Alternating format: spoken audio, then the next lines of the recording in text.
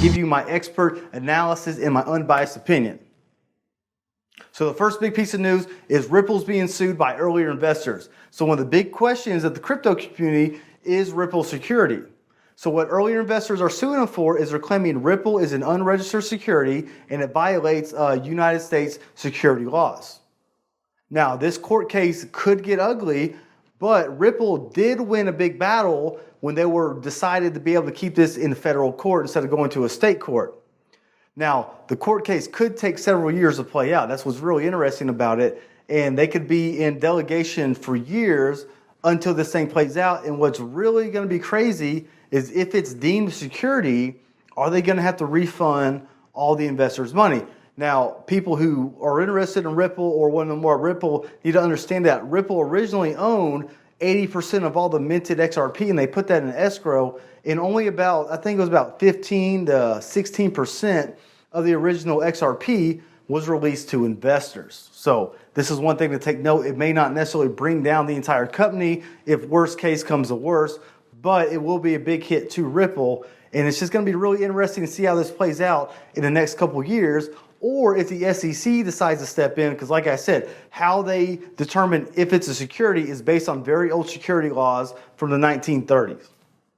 Okay, so our next piece of news is a leading Bitcoin Cash developer steps away. Okay, so Bitcoin Cash has recently gone through several hard forks, and they originally forked from Bitcoin. Now it went from Bitcoin Cash into Bitcoin SV, and there's two versions of Bitcoin Cash out there, and it's really created a lot of confusion amongst the crypto community. And the senior developers that were there for the original project are starting to get fed up with it, and they started to leave. So this is the second lead developer for the Bitcoin Infinity project or Bitcoin Unlimited project to leave. And the big issue facing Bitcoin Cash right now is they have a lack of transparency. So they keep coming up with these marketing ploys and all these marketing schemes, trying to persuade people that Bitcoin Cash is a real Bitcoin, or that someone is the inventor of Bitcoin. And it's just getting out of hand, and it's really losing a lot of its original developers, and a lot of the supporters who back Bitcoin Cash and community are starting to bail out because Bitcoin Cash activity has really died down. So it's going to be interesting to see if this can play out any longer and if any more lead developers will leave this project.